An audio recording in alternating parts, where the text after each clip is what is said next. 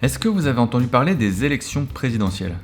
Ouais, salut à tous, c'est Nozman. Bon, c'est officiel, le Battle édition 2022, c'est entre Emmanuel Macron et Marine Le Pen que ça va se jouer. Et on va essayer de comprendre quelle est la science derrière les élections. Est-ce que vous savez comment on en est arrivé là ? Donc pas question de revenir jusqu'à l'époque du Big Bang, de parler des dinosaures ou encore d'évolution. Non, c'est plutôt sur la science sociale qu'on va mettre le paquet. Avec l'aide de la politiste Jessica Sainty, notre objectif aujourd'hui, c'est d'essayer de comprendre les facteurs qui vous ont poussé à voter comme vous l'avez fait. Alors attention, cette vidéo ne donne pas de conseils pour qui voter ou quoi faire, non, ce sont juste des facts de neurosciences et des facts sociologiques pour comprendre un petit peu ce qui nous amène à voter pour qui et quoi. Bref, c'est fou, vous allez voir. Et spoiler alerte, votre vote n'est pas uniquement dû à vos réflexions sur l'actualité. Et non, puisque votre milieu social a également son rôle à jouer. Bon, vous le savez, on n'a pas tous la même vie. Certains sont bretons, d'autres n'ont pas cette chance.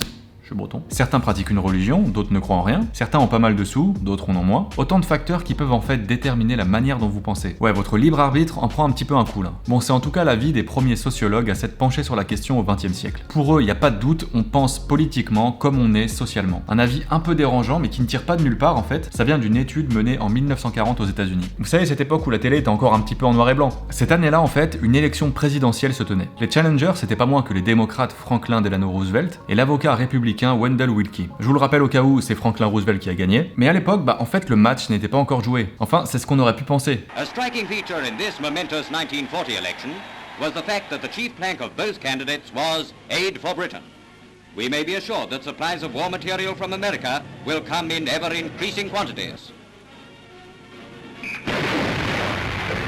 Ces fameux sociologues, eux, ont voulu en avoir le cœur net. Du coup, ils ont mesuré l'impact de la campagne sur un panel d'électeurs représentatifs. Et là, surprise, avant même que la saison des interviews politiques ait commencé, en fait, les jeux étaient déjà faits. Ce n'est donc pas la campagne, ni les punchlines des candidats, ni même les médias tout-puissants qui leur ont permis de se décider. Non, c'était autre chose. Une chose plus ancrée dans leur quotidien. Vous êtes un électeur rural protestant en poche pleine. En 1940, aux États-Unis, vous aviez 3 chances sur 4 de voter pour les républicains. Vous êtes un électeur urbain, catholique et sans le sou, c'est tout pareil en fait, mais du côté des démocrates. Et ça, pour les chercheurs, ça veut tout simplement dire qu'un vote, c'est simplement l'expression d'une norme sociale, démographique, familiale ou encore religieuse. Yes, bon, alors rassurez-vous, ok, en France, fonctionnaire rime souvent avec gauche, ok, avoir du patrimoine signifie souvent voter à droite, mais dans les faits, en fait, on vous a pas jeté un sort. Déjà parce qu'il faut distinguer appartenance objective et identification subjective, et ensuite parce que vous vous en doutez bien, d'autres facteurs peuvent venir challenger votre façon de penser. Et on n'a pas attendu que Emmanuel Macron et Marine Le Pen s'affrontent au sommet pour critiquer ce déterminisme / malédiction. Non, en fait, c'est dès 1948 qu'il a été remis en question. Bon, au profit de l'identification partisane ou plutôt le clivage gauche-droite en France, mais quand même. L'idée ici, c'est que toi, moi, on entretiendrait un lien affectif hyper fort avec un spectre politique particulier. Spectre politique transmis par nos parents et renforcé par notre milieu social, qui modèlerait notre vision du monde. Et plus on voit par rapport au prisme du parti, plus on est susceptible de voter pour lui. À tel point que notre affection serait même capable de nous rendre aveugles. Et ça, c'est pas moi qui le dis, c'est les neurosciences. Nous sommes en 2004 aux États-Unis. Cette fois, ce sont les candidats George W. Bush et John Kerry qui s'affrontent. Et le moins qu'on puisse dire quand même, c'est que les débats, ils étaient quand même assez vénères. That's why I said to Afghanistan, if you harbor a terrorist, you're just as guilty as a terrorist.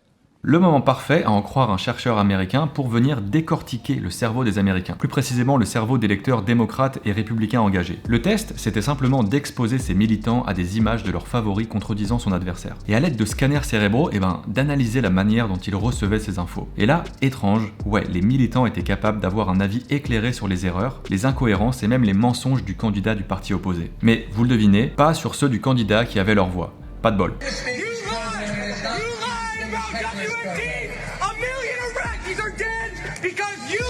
Un constat qui a poussé ce chercheur à penser que l'aspect émotionnel avait toute sa place dans le processus décisionnel. Bon, le fait est qu'en France, cette analyse, elle a pris quelques rides, tu vois.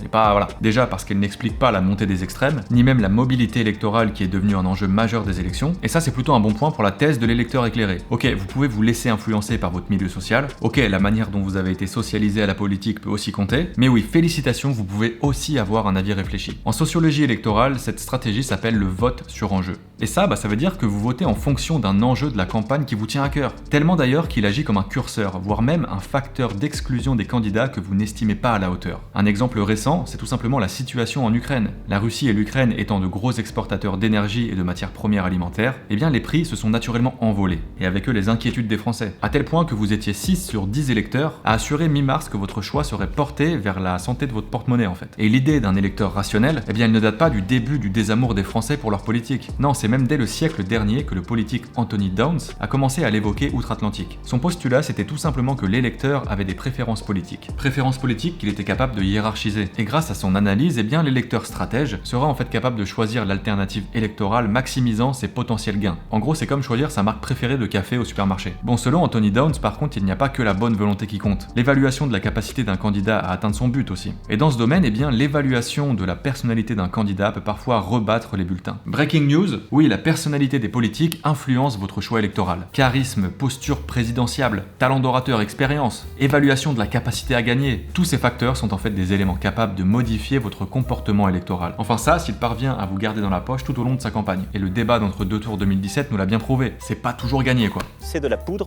de perlimpinpin. À certaines occasions pourtant, la personnalité d'un candidat peut être même le facteur décisif pour une élection. Vous vous souvenez du face-à-face de Ségolène Royal et Nicolas Sarkozy en 2007 ? Véritable duel projet contre projet. Le moins qu'on puisse dire, c'est que ni l'un ni l'autre avait gagné la palme de la meilleure personnalité. Ça me semble assez simple. Non.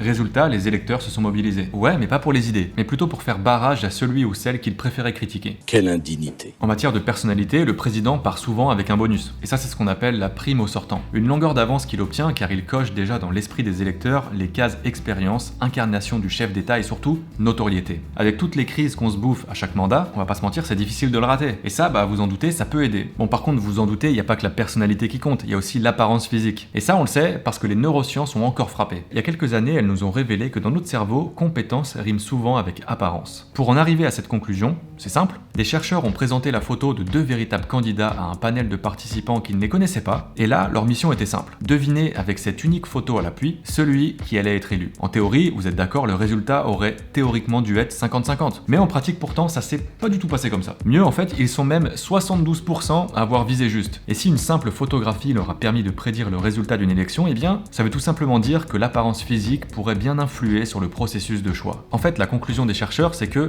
plus on est jugé comme beau, et plus on a de chances d'être implicitement considéré comme plus compétent.